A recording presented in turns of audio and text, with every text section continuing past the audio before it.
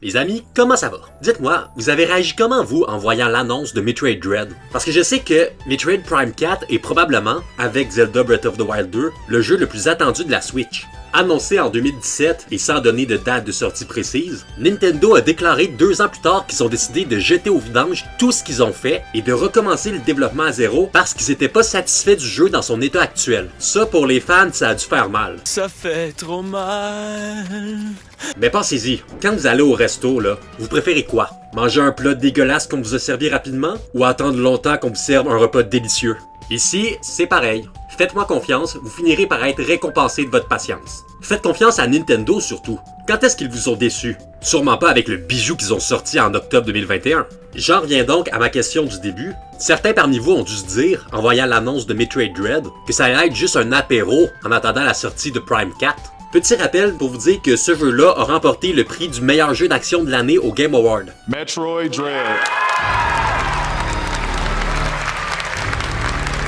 Regarde, c'est Bosworth! Dans le jeu, on incarne évidemment Samus Aran, la célèbre chasseuse de primes et héroïne de la franchise, qui est en mission sur la planète ZDR. Le jeu fait suite aux événements du précédent opus de la série sorti en 2002 sur Game Boy Advance, Metroid Fusion. Alors, je raconterai pas toute l'histoire de ce jeu-là, notamment parce que je l'ai pas faite, et aussi parce que la cinématique du début de Dread nous en fait un bon résumé. V'là 20 ans, des parasites très dangereux appelés X ont été éradiqués par Samus. Mais récemment, la Fédération Galactique a découvert qu'il pouvait encore y avoir des X de vivants sur la planète ZDR.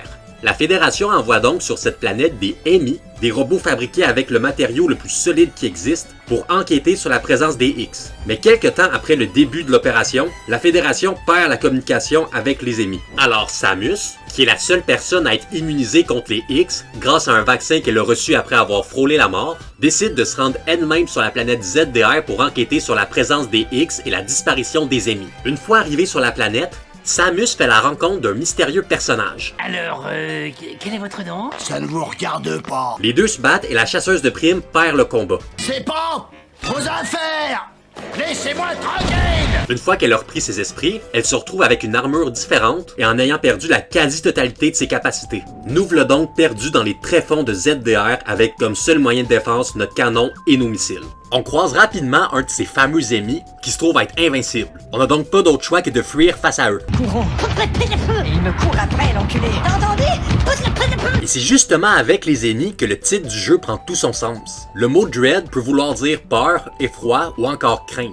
C'est pas un jeu d'horreur, pas du tout, mais en jouant, t'as constamment le sentiment d'être seul au monde, sans aucun allié, entouré de monstres parfois trop forts pour nous. Samus est prise au piège sur une planète qui lui est complètement étrangère, elle est la proie des ennemis et totalement vulnérable face à eux. Tu ressens sa crainte avec elle, et ça accentue grandement le lien que tu crées avec le personnage principal du jeu. Donc, qui dit Metroid dit Metroidvania. On part donc en exploration du monde dans lequel on se trouve. La planète ZDR est extrêmement vaste avec plusieurs secteurs à découvrir. La route pour retourner à la surface sera donc très longue. Après quelques minutes de jeu, on pourra entrer en contact avec Adam, qui, de ce que j'ai compris, est la conscience d'un ancien supérieur de Samus mort.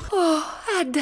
Parce que oui, je précise que c'est mon tout premier Metroid, donc je connais pratiquement rien au lore de la série. Ça fait que m'en voulez pas si je connais pas bien tous les personnages. On va rencontrer Adam à plusieurs reprises et il va nous aider à jouer au jeu, en nous donnant des informations, que ce soit sur les EMI ou sur la planète en général, et surtout, il manquera pas de nous rappeler à chaque fois à quel point on est faible et impuissant. Ta seule option pour l'instant est d'éviter la capture et de trouver une sortie. Tu n'es pas capable de détruire leur blindage. Cela serait vrai même à ta pleine puissance. Tu n'as aucun moyen de les affronter. Souviens-toi de cela. J'estime que tu as 99% de chances de mourir si un ennemi te capture. Tu fais face à une puissance accablante. Accepte ton impuissance. Hey, merci Adam, hein? Une chance t'es là pour me rassurer, hein? Ça me rassure pas. Mais bon, il faut quand même avouer que Adam a pas tout à fait tort. Parce que comme je l'ai dit, les ennemis sont indestructibles. Leur tirer dessus sert absolument à rien. Ça ne sert à rien de lutter! À rien, rien, rien! Quand on entre dans une zone où il y en a un, on va entendre ce son pour nous avertir qu'il est pas loin. Si on fait du bruit, il va nous entendre et s'il nous voit, il va nous pourchasser jusqu'à nous avoir attrapés. Attends que je te pogne, moi! Pitié, tue-moi pas! Dans ces temps-là, la seule option, c'est la fuite. Parce que s'il t'attrape, c'est le game over à quasi coup sûr. T'as une mini chance de t'échapper en appuyant sur X au bon moment pour donner un coup au ennemi, ce qui va l'immobiliser pendant quelques secondes. En haut. Sauf qu'encore une fois, le timing pour riposter est extrêmement serré. Alors si tu veux pas voir cet écran-là, achète pas le jeu, parce que tu vas l'avoir souvent. Je suis puéril et je déteste perdre. La planète ZDR grouille de monstres, qui eux au moins sont tuables. Et profite-en parce que tuer des ennemis, c'est ça qui va te permettre de te réapprovisionner. Ils vont te laisser en mourant soit de la vie, soit des munitions pour tes missiles. Les deux, c'est possible? Bien sûr. Pis ça n'a pas l'air, mais ça apporte une bonne dose de difficulté au jeu. L'absence d'inventaire fait que tu peux pas avoir sur toi des objets pour regagner ta vie. La seule façon est soit de tuer des ennemis, soit avec des réserves trouvables un peu partout et qui te redonnent au complet soit ta vie, soit tes munitions. Les deux, c'est possible? Bien sûr. Mais c'est pas rare de se retrouver dans cette situation où ta jauge de vie est presque vide et t'as aucune réserve proche. Ta seule option est donc de tuer des monstres pour regagner de l'énergie. Monstres qui peuvent très bien te tuer one shot. Et quand tu recommences après t'être fait tuer, tu repars au même endroit avec ta vie toujours aussi basse. Ça fait que... développe tes skills et tes réflexes. Tu peux combattre avec ton canon, qui est ton arme de base, ou bien avec les missiles, qui font plus de dégâts, mais les tirs sont plus lents et les munitions sont limitées. Un autre moyen de se défendre, c'est en contrant les attaques ennemies. Ce qui va les rendre plus vulnérables et la récompense en les tuant va être plus grande. Donc voilà, ça c'est les actions de base qu'on a dès le début. Mais comme tout bon Metroidvania qui se respecte, on va en débloquer d'autres. Comme par exemple la Morph Ball, qui nous permet de passer dans les passages étroits, l'Arachno Aimant, qui nous permet de grimper sur les surfaces bleues, le grappin, pour s'agripper sur les surfaces, et aussi l'accélérateur, qui, comme son nom l'indique, nous fait accélérer, ou encore le camouflage spectral, qui nous rend invisible et nous permet de ne pas se faire repérer par les ennemis. J'étais caché! On peut aussi faire des bombes sous forme de Morph Ball, qui sert non seulement à faire des dégâts, mais aussi de nous déplacer dans les tuyaux qui demandent à être activés avec ces dites bombes.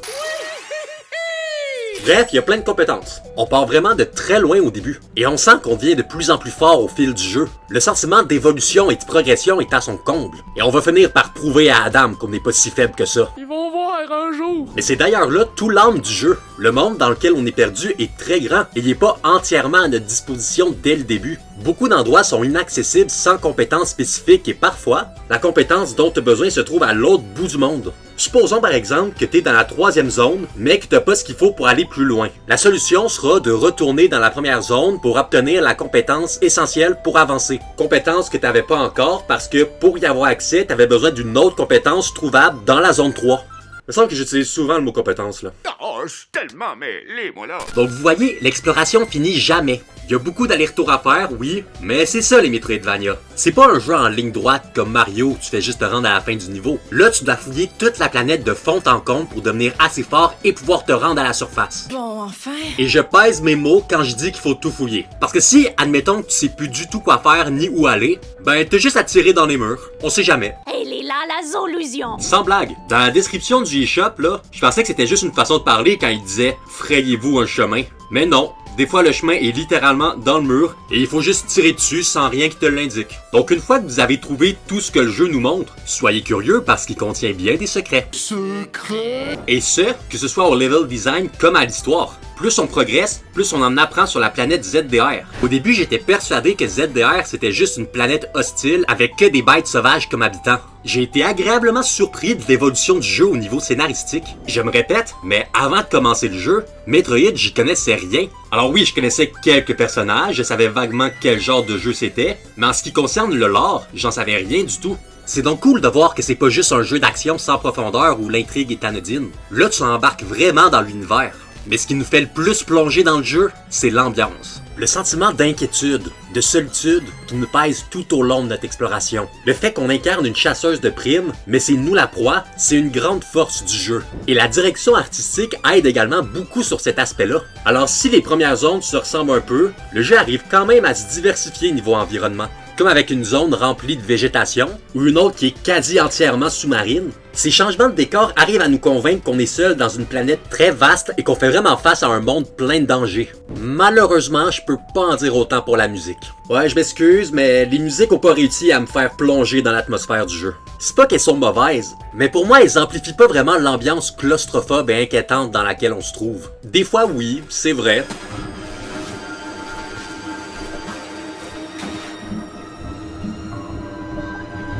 C'est vrai, des fois. Mais des fois non.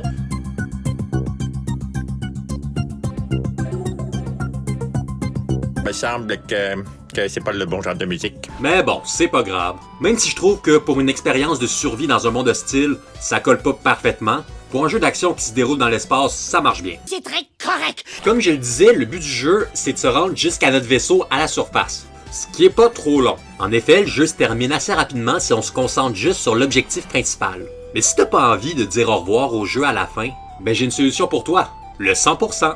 Et pour faire le 100%, là, prépare-toi. Je suis prêt, je suis prêt, je suis prêt. C'est pas vraiment dur en tant que tel. En fait, le 100% consiste à trouver tous les objets cachés dans le jeu. Et pour ça, le jeu te fait mettre à contribution toutes les capacités et améliorations que tu as obtenues jusque-là. Et crois-moi, c'est pas parce que tu as toutes les compétences nécessaires que tous les objets sont à portée de main. Ça ne fonctionne pas! Déjà, tu dois faire le tour du monde pour chercher tous les objets qui te manquent. Et surtout, tous les murs sont pas détruisables de la même façon. Il y en a que ça prend le canon, des fois les missiles, des fois les bombes, et des fois tu dois foncer dedans avec l'accélérateur. Et ça, quand les objets se trouvent dans des endroits exigus, c'est pas évident. Il faut être astucieux et parfois, même souvent, réessayer plusieurs fois.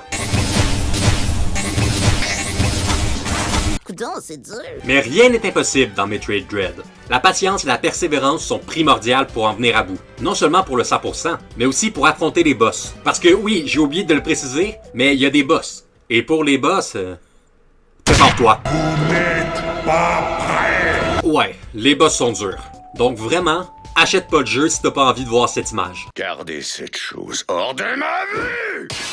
Sans blague, des fois j'avais vraiment l'impression que je réussirais jamais à battre certains boss. Leurs patterns sont pas évidents à apprivoiser, leur attaque t'enlève parfois énormément de vie, c'est rude, vraiment, les boss sont rudes. Je suis sur le point de mourir. Mais est-ce que ça c'est une raison pour abandonner? Après avoir passé des heures à parcourir les tréfonds de ZDR, à échapper à tous les ennemis, t'être baladé partout dans chaque zone, même dans la lave, C'est chaud, c'est chaud, c'est chaud, c'est chaud, c'est chaud. t'être battu contre une tonne de monstres tout aussi dangereux les uns que les autres, c'est pas juste un petit boss costaud qui va te faire baisser les bras. Au contraire, ça fera que rendre ta victoire encore plus satisfaisante. Ah, je t'ai dressé, mon petit gros. Ah! Alors il faut que je l'avoue, mes amis, pour une première expérience dans la franchise Metroid, j'ai vraiment beaucoup aimé. Un jeu d'action épique, dynamique, difficile, c'est tout ce qu'on aime. V'là pas plus tard qu'un an, Metroid Prime 4 me faisait ni chaud ni froid. Et maintenant, je l'attends avec impatience. S'il est aussi bon, voire meilleur que Dread. Certains reprochent peut-être le jeu d'avoir une durée de vie un peu trop courte. Eh bien, Nintendo a remédié à ça en apportant le mode Terreur. Un mode dans lequel tu meurs dès que tu te fais toucher. Vous vous souvenez des comètes blagueuses de Mario Galaxy, là, où vous deviez faire une étoile avec un seul point de vie? Eh bien là, tout le jeu c'est comme ça. Alors, vous êtes prêts? Oh, c'est un peu trop tôt ça.